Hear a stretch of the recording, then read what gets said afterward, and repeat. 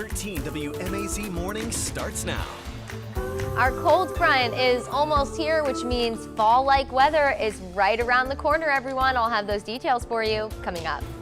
Well, final goodbyes will happen for a fallen officer from Central Georgia today. Our friends and family honored Officer Dylan Harrison ahead of the funeral. Plus, new updates on what's in the works for the Macon Mall. The latest on what could be headed there in the revitalization project. Rutland High School students are taking Dress for Success to the next level. I'm going to tell you how in just a few minutes. Well, good morning. Happy Friday. We have made it to the end of the work week. Time's now 6:31 on this October 15th. I'm Caitlin Heck. Not only are we getting ready to start the weekend, we are inching closer to that cold front that we've been excited about all week, Courtney. That's right, yeah, and it's so nice to have the front that we are about to have roll through because it's not going to bring us severe weather. We're just going to get all the cool and dry air behind it. Yes, definitely looking forward to that. And speaking of cool, we've had some really cool and pleasant mornings, but our temperatures are going to look a lot different over the weekend. 61 right now in the city of Macon. You're looking live on top of Atrium Health Navicent, a nice and quiet downtown to get the day started. 64 in Warner Robins. We're at 60 in Gordon, 61 in Wrightsville. It looks like Butler's the cool spot at 58 this morning, 59 in Forsyth, and 60 down in Eastman. A light jacket, probably not a bad idea. Also, just keep in mind we do have some dense fog out there in some spots. Looks like in parts of Jones County, Bibb County, and also down towards Dodge County. So if you have limited visibility around you, if that's what you're heading out the door to, just be sure you're giving yourself enough time and of course space on the roads. We'll have another great looking day though, mostly sunny, temperatures in the low to mid 80s, but of course that cold front is going to change all of that as we head into the weekend. I'm going to have all those details for you in just a few minutes. Thank you, Courtney. Today, family, friends, and officers gathered to say their final goodbyes to fallen Officer Dylan Harrison. He was the Oconee Drug Task Force agent and part-time Alamo Police Officer who was shot and killed Saturday morning. Hundreds gathered yesterday at the visitation in Harrison's hometown of Dublin to pay their respects. That included Lawrence County deputies, Dublin Police, Department of Corrections officers, and others from across the state. President and founder of the United States Honor Flag Group, Chris Heisler, helped to coordinate the ceremonial pieces of Harrison's visitation and his funeral later this morning. He'll speak during the service. You know, there's been some unique opportunities for people to say some great things to this family, to encourage them. And some people have done the right thing and have done that, and some people haven't. But to see the vibrancy of honor that's here in this beautiful little community is just beautiful. It's all striking. Now, we weren't able to speak with the family yesterday, but Heisler says they are expecting officers to visit from all over the country, including from New York, Chicago, and Texas. The honor flag was in Memphis before today, and it will go to Louisiana next. Officer Harrison's funeral is at 11 this morning in Dublin. It's in the Dubose Porter Conference Center at Oconee Fall Line Technical College. Earlier this week, the Lawrence County Sheriff's Office released a list of road closings ahead of the services. They ask you to avoid these areas between 1 and 4 today.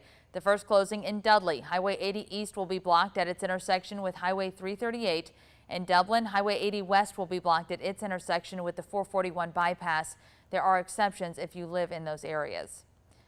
Now, 2 other law enforcement offices in Central Georgia are now mourning the loss of some of their own. The Jones County Sheriff's Office says Captain Billy Mitchell died yesterday after a battle with cancer. Sheriff Butch Reese asks that you stand with them in support of his family as they keep his loved ones in their thoughts and prayers. Sheriff Reese says services will happen on Monday. And the Bibb Sheriff's Office now saying goodbye to a longtime peace officer. They say Sergeant William Gay died yesterday after complications from COVID-19. The Sheriff's Office says he served the county for more than 14 years.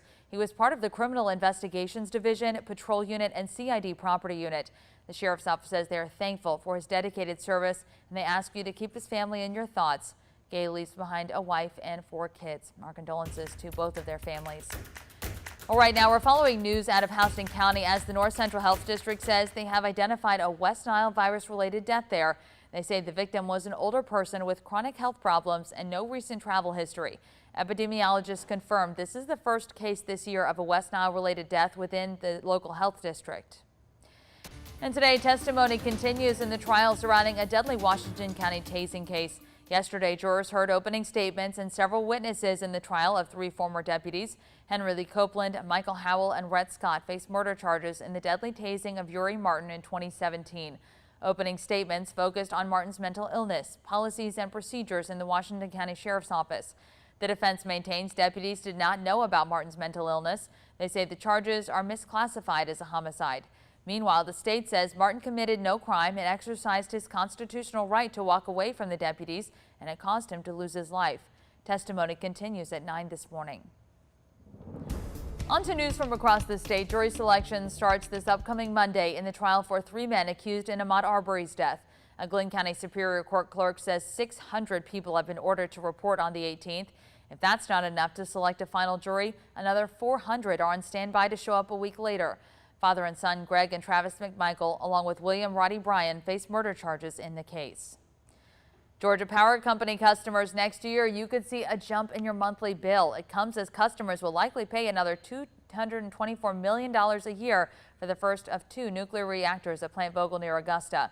Georgia Power says it amounts to another $4 each month for every customer. The unit of Atlanta-based Southern Company and Georgia Public Service Commission staffers tentatively agreed to the increase. Commissioners will vote on it in November. The rate increase would begin after the new reactor starts operation next year. More plans in the works to revitalize the Macon Mall. In addition to an amphitheater, Mayor Lester Miller says he may roll the dice on a casino at the mall. In an interview with Liz Fabian with Mercer Center for Collaborative Journalism, Miller says he's already talking to casino companies. Now, this would all depend on the General Assembly approving casinos and on Georgia voters passing a gambling referendum.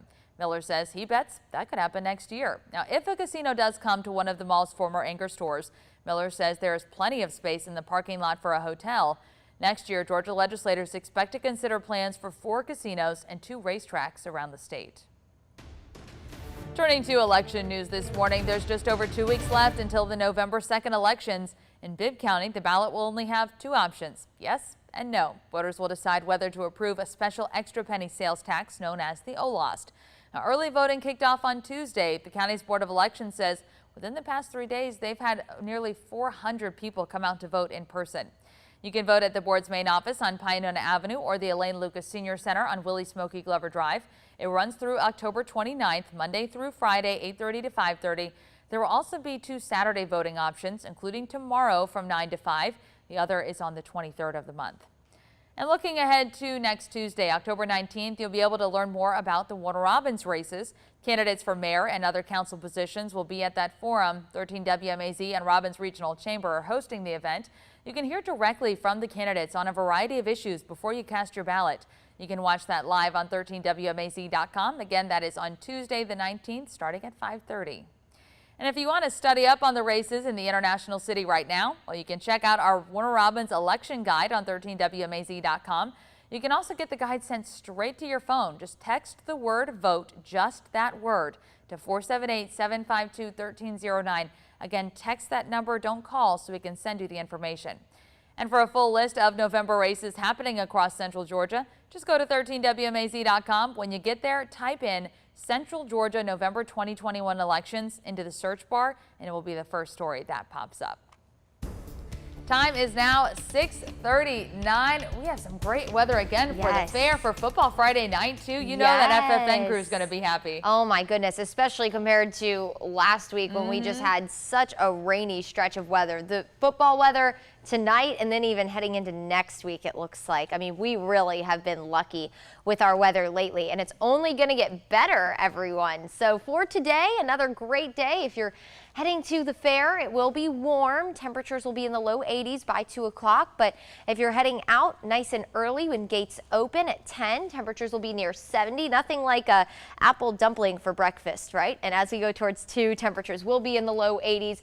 It is going to feel a little bit warmer today. You might have noticed the past couple of days. I know I did when I was out and about at the fair yesterday, that it did feel a little bit warmer. There's just enough of that hint of humidity to make it feel a touch uncomfortable. But as we head into 8 o'clock, temperatures will go back into the low 70s as the sun is going to set very, very early, again around 7 o'clock. You're looking live on top of the Fairgrounds and Agri Center in Perry. All lit up nice and quiet, 60 right now in the city of Perry. It is a cool morning out there. That hasn't changed. Temperatures area-wide are again in the upper 50s and low 60s. If this is your jam and you're like, this is good enough, this is cold enough. It doesn't need to get any colder. Well, unfortunately, we have some colder air on the way, but I know a lot of you probably are very excited for our much cooler mornings that are on the way on the other side of our cold front. 61 in Macon, 64 in Warner Robins, 60 in Gordon. We're at 58 in Butler, 61 in Montezuma, and in Wrightsville for the start of the day. Of course, here is our cold front bringing rain to parts of the Midwest and the plains. It looks like a tornado warning popping up in Arkansas. For us, high pressure still in control. That's going to keep us warm.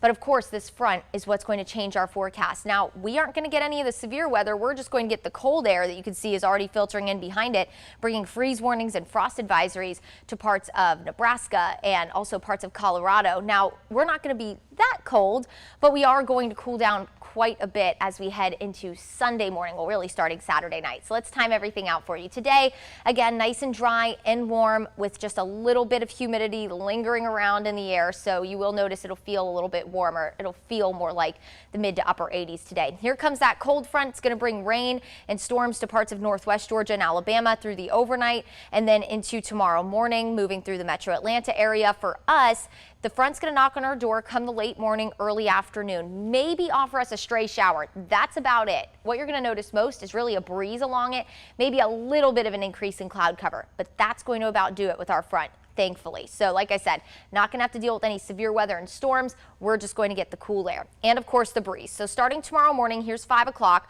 wind will start to pick up. Front starts to sink to the south as we head closer to sunset hour. So the breeze will build in behind that. We could have wind gusts upwards of 25 miles per hour through the afternoon and evening tomorrow. And then we'll wake up Sunday with just a light breeze, but pair it with the temperatures that are on the way. It's going to be perfect. Today, again, low to mid 80s through tomorrow morning. We'll wake up in the 60s again. Tomorrow, if you're north and west of Macon, you're staying in the low to mid 70s. If you're south and east of Macon, you're going to be near 80. And here comes that cool air filtering in. We're going to wake up near 50 Sunday morning. It's going to be beautiful. In the meantime, a warm and really nice day today. Maybe a stray shower tomorrow. We're waking up cool and crisp Sunday and Monday morning. We'll gradually warm back near 80 come next Thursday.